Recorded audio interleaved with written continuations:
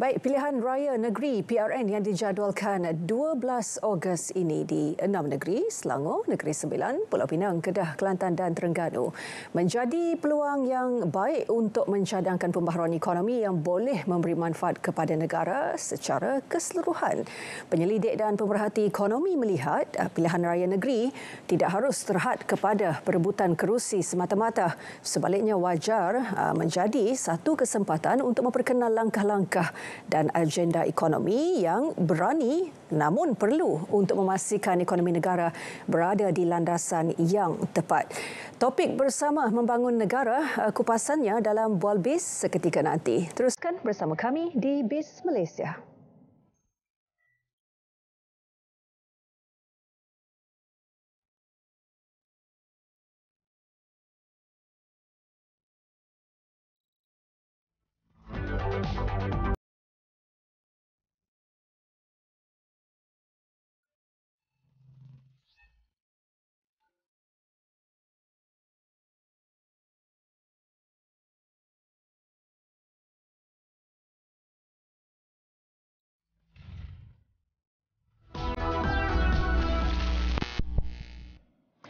Baik, salam Malaysia Madani. Ini BIS Malaysia, edisi Khamis 10 Ogos 2023. Saya Hazel Desmond. Terima kasih kepada anda yang setia bersama kami di saluran berita RTM dan juga TV1.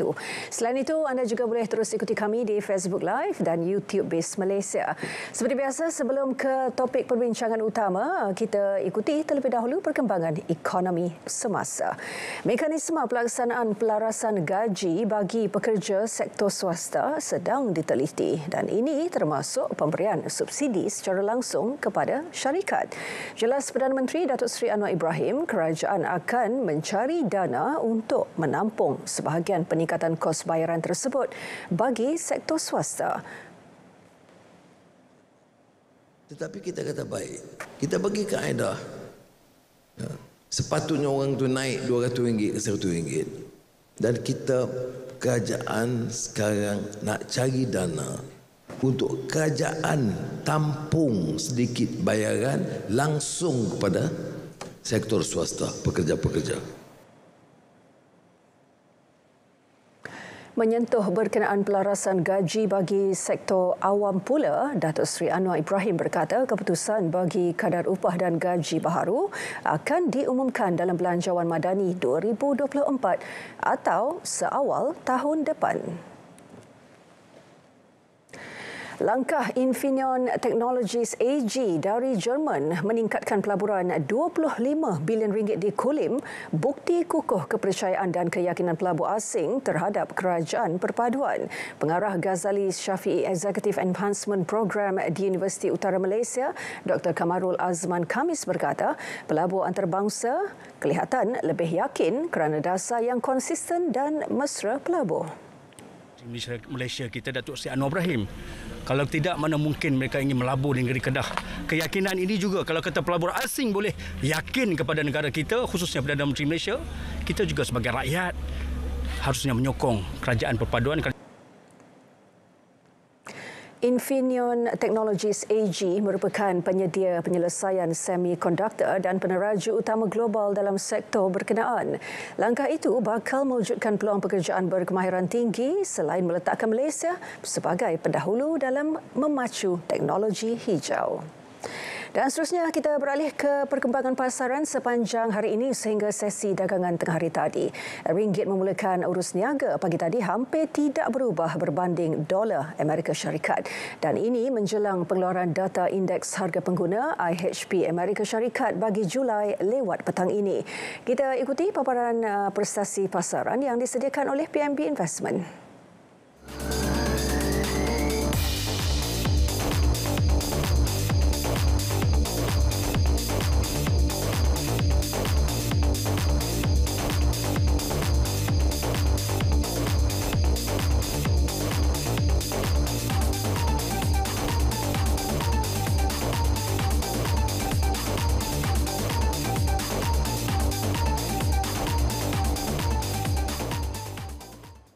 Baik, PNB Investment, terima kasih. Dan menyusul topik Bual BIS selepas ini bersama membangun negara. Teruskan bersama kami.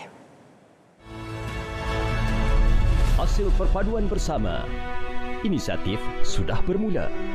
Pembaikan dan pembaharuan dilaksana. Demi negara, rakyat sejahtera. Ketika harapan masih menyala bagi membina negara bangsa.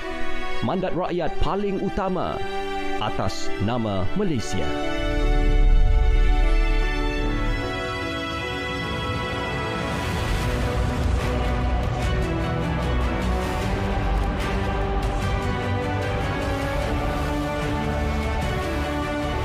Langsung Grandstand PRU DUN ke-15 Sabtu 12 Ogos 2023 mulai 8 pagi di TV1 saluran berita RTM dan RTM Klik.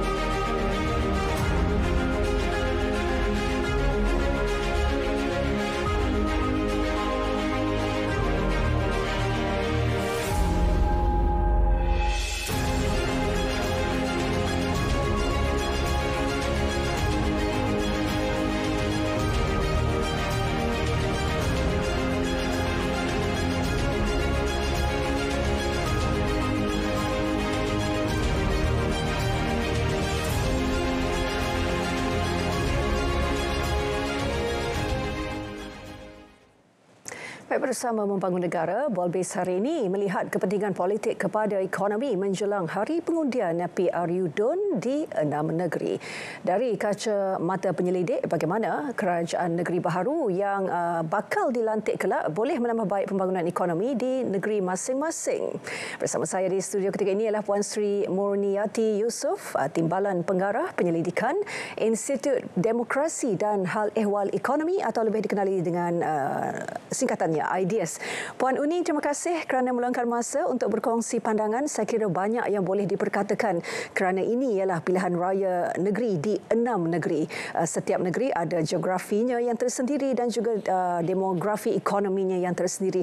Dan kita tahu juga bahang pilihan raya negeri ini dihangatkan lagi dengan debat model baharu ekonomi Malaysia yang berlangsung semalam. Kita tahu ini juga platform yang terbaik di antara Yang Berhormat Menteri Ekonomi dan juga Yang Berhormat Ahli Parlimen Bacok untuk melontarkan idea mereka untuk dinilai rakyat. Mungkin secara umum Puan Uni boleh berikan reaksi mengenai debat yang berlangsung semalam. Terima kasih Hazel telah menjemput saya. Sama-sama. Saya kira ini satu perkembangan yang baik. Saya kira rakyat boleh menilai sendiri pandangan ekonomi daripada kedua ahli dari kedua gabungan politik yang berbeza. Ya. Rakyat boleh bandingkan mana visi ekonomi yang lebih dekat dengan hati dan fikiran mereka. Ya. So ini satu langkah yang baik yang saya harap boleh dilanjutkan dalam pilihan-pilihan raya selanjutnya. Pasti ramai juga menyebut banyak konsep-konsep ekonomi yang diketengahkan, tetapi rakyat masih juga mencari, mahu mendengar apa antara kaedah-kaedah mekanisme tindakan yang boleh diambil. Mungkin mereka masih belum lagi berani untuk melontarkan apa tindakan yang akan diambil. Namun kalau menyentuh mengenai perkembangan mengenai sumbangan ekonomi di 6 negeri ini, Selangor, Negeri Sembilan, Pulau Pinang, Kedah, Kelantan dan Terengganu, apa pemerhatian Puan Uni mengenai sumbangan 6 negeri ini dalam pembangunan ekonomi negara? Baik, kalau kita ikutkan data yang disiarkan oleh Department of Statistics of Malaysia bulan Jun lepas, ke-6 negeri ini menyumbang sekitar 44% paras KDNK dalam ekonomi. So 40% ini sumbangan terbesar diberikan oleh negeri Selangor. Kesemua negeri semuanya menyumbang terbesar dalam sektor perkhidmatan, terutamanya sektor perkhidmatan perdagangan borong, runcit, makanan, minuman, penginapan dan tentu saja pelancongan. So di semua negeri semuanya menyumbang dengan baik dalam sektor perkhidmatan, kemudian juga dalam sektor pembuatan, manufacturing. Of course, Penang, Selangor semuanya adalah pusat barangan elektronik, kemudian barangan elektrik, optical, Kemudian untuk Terengganu kita juga ada produk chemical, semua produk-produk kimia, petroleum, termasuk juga di Kedah. Kelantan mungkin ada sedikit perbezaan sebab Kelantan adalah pusat salah satu penyumbang pertanian. Ya. So ini salah satu sekitar 20% ekonomi Kelantan disumbang melalui pertanian dan selebihnya melalui perkhidmatan. Ya, kita lihat sumbangan setiap negeri ini banyak juga variasinya kalau berdasarkan kekuatan sektor ekonominya dan juga faktor-faktor lain seperti infrastruktur dan juga nilai pelaburan yang dibawa masuk di setiap negeri ini. Mungkin kalau boleh kita lanjutkan kepada ketika ini, apa yang dilihat menjadi cabaran dalam pembangunan ekonomi di 6 negeri ini? Kalau boleh kita senaraikan satu persatu. Baik. Mungkin kita boleh bahagikan kepada dua bahagian sebab kalau kita boleh kategorikan ke 6 negeri ini. So 3 negeri, Kelantan, Terengganu dan Kedah dikategorikan ini dalam RMK ya, sebagai negeri yang masih lagi kurang membangun. Maknanya tingkat kemiskinan, insiden kemiskinan masih lagi tinggi, kemudian tingkat infrastruktur masih lagi tinggi. So cabaran kepada ketiga negeri ini adalah pertama sekali meningkatkan kualiti infrastruktur dan tentu saja ini memerlukan bantuan dari pihak kerajaan persekutuan. Kemudian juga ketersambungan baik dari segi tadi infrastruktur, transport, juga ketersambungan digital. Kemudian 5G, semua 3G dan semua 4G ini kita perlu masuk ke negeri-negeri 3 negeri ini. So itu cabaran utama. Yang kedua untuk Selangor, Pulau Pinang dan Negeri Sembilan pula memang manufacturing dia sudah naik. So infrastruktur pun jauh lebih baik daripada ketiga negeri yang tadi. So cabarannya adalah menarik pelaburan yang bernilai tambah tinggi dan juga yang berimpak tinggi. INI tentu saja merupakan penyumbang terbesar kepada sektor pembuatan di Malaysia, tetapi sektor manufacturing sector terutamanya produk elektronik dan elektrik ini masih lagi belum memasuki produk-produk yang bernilai tambah tinggi. So kita masih lagi dalam packaging. So value added dia masih rendah lagi. So sebaiknya Selangor, Pulau Pinang kemudian boleh menarik pelaburan yang lebih berimpak tinggi, yang lebih memerlukan pengetahuan knowledge based economy. Kalau sekarang ahli ekonomi cakap boleh menarik pelaburan yang lebih tinggi lagi. Apa antara fokus utama dan usaha yang boleh dibuat untuk memperkasa pembangunan dan ekonomi di 6 negeri ini, terutama apabila kerajaan yang bakal dipilih oleh rakyat pada Sabtu ini? Saya kira semua negeri sudah melancarkan plan ekonomi mereka seawal 2022 dan 2003. Selangor dengan rancangan Selangor pertama, kemudian Terengganu ada PITAS, Pelan Induk Terengganu Sejahtera, Kedah ada Pelan Kedah. So semua negeri ini ada vision bagaimana menanjakkan pembangunan ekonomi di negeri-negeri mereka masing-masing. Tetapi saya kira ada beberapa yang ingin saya tekankan dekat sini. Yang pertama, plan ini tidak akan berjaya kalau tidak ada kerjasama antara kerajaan negeri dengan kerajaan persekutuan. So mana-mana kerajaan, adakah kerajaan termasuk kerajaan perpaduan ataupun kerajaan pembangkang, kedua-dua perlu bekerjasama. Ketepikan dulu perbezaan politik itu dan bersama-sama membangun negeri, bersama-sama membincangkan apa yang terbaik untuk rakyat. Yang kedua, semua plan ekonomi yang sekarang ini perlu disejajarkan dengan plan kerajaan persekutuan. So itu yang barangkali sekarang ini perlu dilakukan. So tidak semua negeri kemudian bersaing dalam sektor yang sama. Pelaburan pun akan sulit karena semua orang bersaing dengan untuk menarik pelabur yang sama. So mungkin Kelantan boleh memajukan pertanian, mungkin Terengganu memang sudah kuat di bidang chemical dengan petrochemical boleh terus di situ. Tetapi perlu lagi semuanya baik di sektor agriculture semua perlu menarik pelaburan yang lebih berimpak tinggi. Yang terakhir yang saya ingin tekankan adalah perlu tadbir urus yang baik. Ini yang barangkali belum lagi ditekankan. Semua ada vision. Semua ada vision yang cukup bagus untuk meningkatkan pembangunan ekonomi. Tetapi perlu tadbir urus yang baik, perlu ketelusan, dan perlu accountability. Yang itu yang belum boleh saya tengok lagi dalam plan-plan yang ada sekarang ini. Bagaimana boleh kita menilai political will itu untuk kerajaan di peringkat persekutuan ini untuk tidak, sudah pasti ada dakwaan daripada kerajaan negeri, mereka dianaktirikan dari segi peruntukan dan sebagainya. Mungkin dari kacamata mata penyelidik, adakah ini bagaimana kita boleh menilai? Kalau kita menengok RMK, sebetulnya sudah ada komitmen. Ini komitmen policy dituangkan dalam dokumen rasmi. 55% perbelanjaan pembangunan asas, terutamanya infrastruktur, akan diagihkan kepada Kelantan, Terengganu dan juga negeri-negeri yang termasuk dalam negeri yang kurang membangun ini. So, sudah ada komitmen politik. Sekarang komitmen politik boleh ditagih dalam berapa tahun lagi? 3 tahun mendatang. So, boleh kita lihat adakah agihan ini diberikan kepada negeri-negeri tersebut. So, ada komitmen politik yang boleh ditagih oleh negeri-negeri. Baik, kalau boleh kita perincikan dengan lebih mendalam mengenai sumbangan dan juga cabaran yang dihadapi di umpamanya Selangor, Negeri Sembilan dan Pulau Pinang, pasti berbeza juga dengan Kedah, Kelantan dan Terengganu. Setiap negeri ini mungkin ada apa yang menarik perhatian Puan Uni kalau bercakap mengenai cabarannya? Di Kedah barangkali satu potensi yang belum lagi diterokai adalah meningkatkan produktiviti sektor pertanian. Kedah ni lumbung padi Malaysia.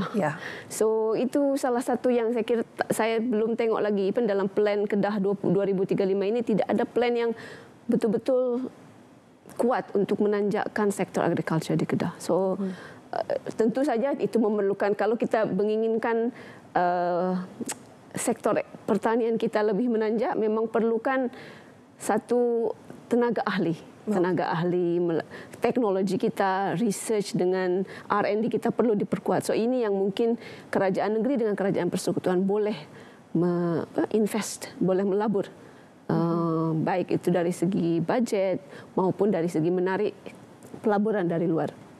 Kalau bercakap mengenai Kedah ini, kita tahu dari segi aspek pertaniannya mungkin perlu ada tahap kesedaran ataupun tahap pendidikan mengenai masa depan sektor pertanian itu sendiri di negeri Kedah. Betul, saya kira kerajaan negeri menyedari bahawa ini bukan sekedar pertanian, terutama bukan sekedar menanjakkan sumbangan kepada ekonomi, tapi ini juga terkait masalah besar mengenai food security. Kita memerlukan sektor ekonomi, sektor agriculture yang kuat agar ketahanan pangan, food security di Malaysia maupun serantau Asia Tenggara boleh diperkuat. So, tidak hanya untuk menyumbang kepada ekonomi, tapi juga meningkatkan ketahanan pangan kita. Sebab kita tengah menghadapi climate change dan lain sebagainya. So, perlu ada satu visi bersama, baik dari kerajaan negeri dan kerajaan persekutuan, untuk membincangkan bagaimana hala tuju agriculture sector di Malaysia maupun di rantau Asia Tenggara. Baik, lebih banyak perkongsian pandangan dan juga buah fikiran mengenai topik Bual Beris hari ini bersama Membangun Negara, dan selepas ini kita akan melihat bagaimana ataupun sejauh mana keputusan pilihan raya negeri pada Sabtu ini boleh mempengaruhi ataupun memberi kesan berantai kepada pembangunan ekonomi negara. Teruskan bersama kami. Salah satu inisiatif ekonomi penjagaan, Care Ekonomi, termasuklah menyediakan pusat jagaan kanak-kanak mampu milik yang dilihat berupaya meningkatkan kadar penyertaan ekonomi wanita di dalam pekerjaan. Maka termasuk memudah cara proses pendaftaran dan memperluas program pemutihan taska dan pusat penjagaan kanak-kanak yang belum berdaftar dengan peruntukan RM10 juta.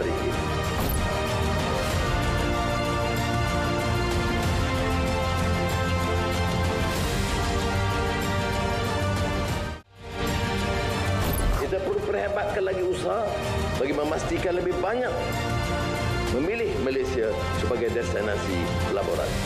Tumpuan akan diberikan bagi memperkukuh agensi galakan pelaburan di bawah MAIDA dengan tumpuan untuk mempergiatkan usaha menarik pelaburan dengan mudah cara urusan pelabur secara lebih proaktif.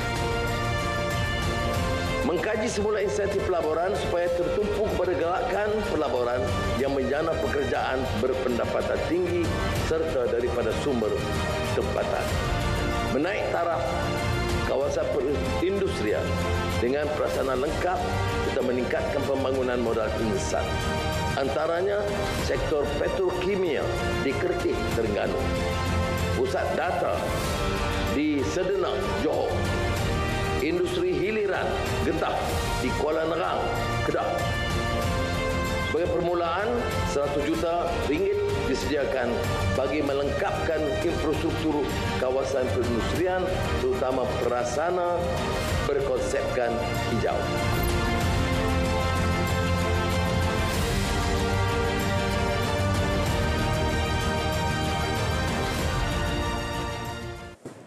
Baik, terima kasih kerana terus setia bersama BIS Malaysia, dan Bual BIS hari ini memberi tumpuan kepada topik bersama membangun negara untuk melihat bagaimana kerajaan negeri baharu yang akan dilantik di 6 negeri selepas Sabtu nanti boleh menambah baik pembangunan ekonomi di negeri masing-masing untuk ataupun demi kesejahteraan masyarakat setempat dan komuniti di setiap negeri masing-masing. Kita ingin melihat bagaimana outcome pilihan raya negeri ini nanti boleh mempengaruhi ataupun memberi kesan berantai kepada pembangunan ekonomi negara. Di studio bersama saya Puan Sri Murniati Yusof, Timbalan Pengarah Penyelidikan IDEAS. Puan Uni, mungkin kalau boleh dikongsikan, tadi telah pun disebut mengenai bagaimana apa yang paling penting ataupun menjadi cabaran utama ketika ini ialah tadbir urus ataupun tata kelola di antara kerajaan negeri dan juga kerajaan persekutuan, kerana setiap kerajaan negeri ini sudah pun ada pelan pembangunan mereka, sudah pun ada visi ekonomi di setiap negeri masing-masing, tinggal lagi bagaimana dari aspek pelaksanaannya. Baik, saya kira tadbir urus yang IDEAS sangat dekat dengan hati IDEAS adalah pertama bajet transparansi, ketelusan bajet. Kalau sekarang kerajaan negeri, semua kerajaan negeri ada visi, visi pembangunan ini akan dibiayai melalui memakai duit apa? So, duit yang pertama adalah duit dari belanjawan.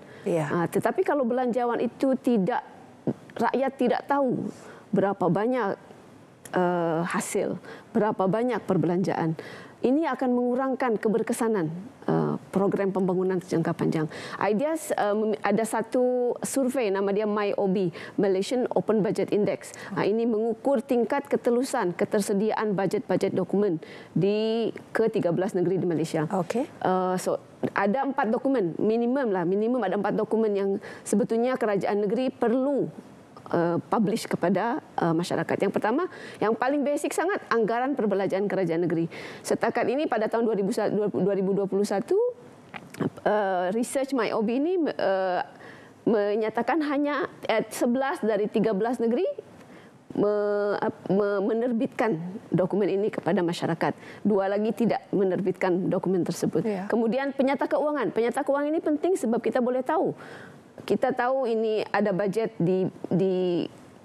dihantar kepada Parlimen atau kepada DUN pada akhir tahun, tetapi bagaimana bajet ini dilaksanakan?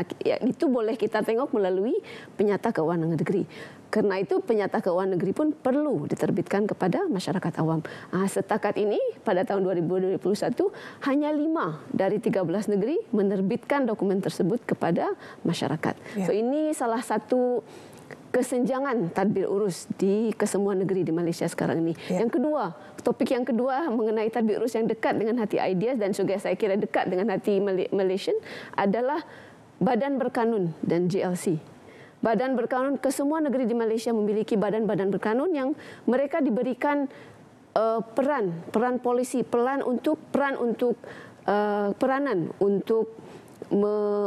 memangkin pembangunan ekonomi.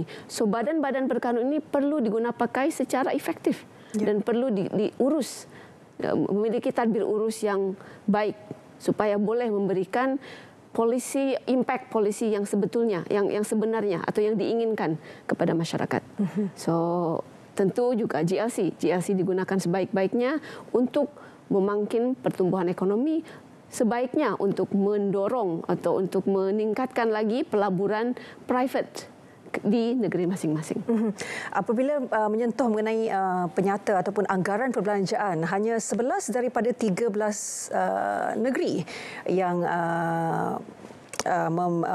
menunjukkan anggaran perbelanjaan mereka. Adakah 2 negeri ini antara yang termasuk di dalam 6 negeri? Saya muskil juga. Tak. Yang ini, yang 6 negeri, alhamdulillah, good news. Mereka semua menerbitkan anggaran perbelanjaan. Bahkan sebetulnya Terengganu adalah first performer. So dia ranking dia di atas, paling tinggi. So Terengganu secara ketelusan bajet dokumen berada dalam peringkat atas.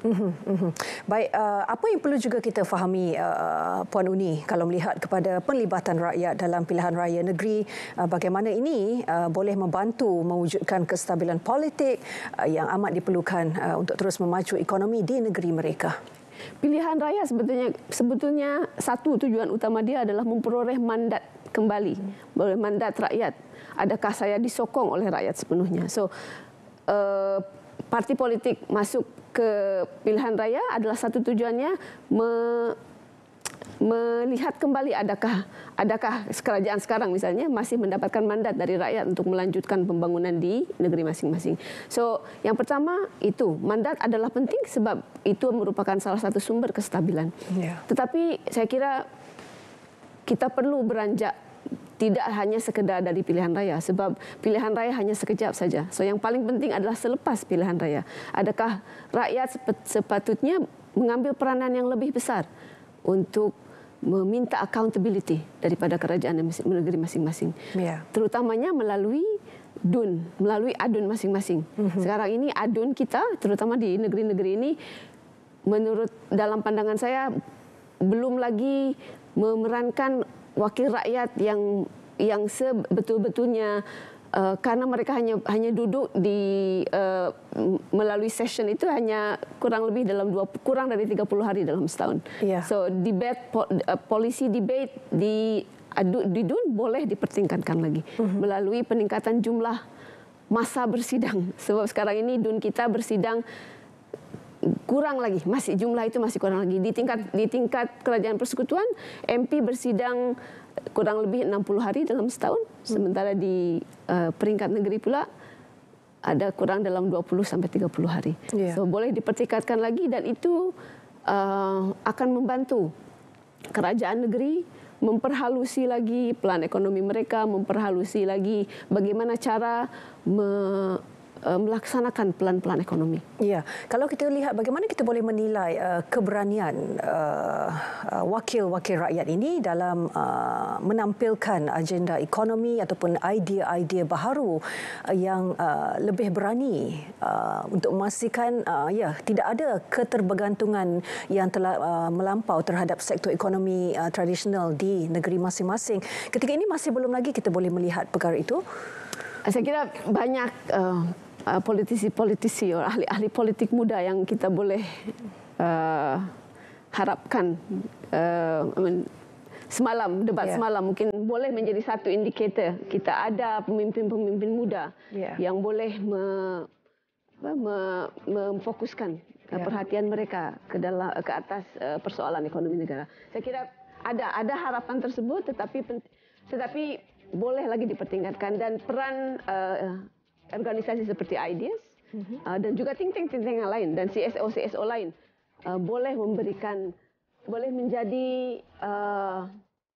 teman berdebat. Kami boleh memberikan idea-idea yang konstruktif, boleh kita bersama-sama mencari penyelesaian dan mencari jalan-jalan baru, dan termasuk tadi yang seperti Hazel bangkitkan, sektor-sektor ekonomi yang lebih berimpak tinggi bagi negara. Baik, terima kasih Puan Uni, Timbalan Pengarah Penyelidikan IDEAS untuk berkongsian pandangan mengenai topik bersama membangun negara. Dan BIS Malaysia berakhir di sini, edisi Khamis 10 Ogos 2023. Saya Hazel Desmond. Sehingga kita berjumpa lagi. Salam Malaysia Madani.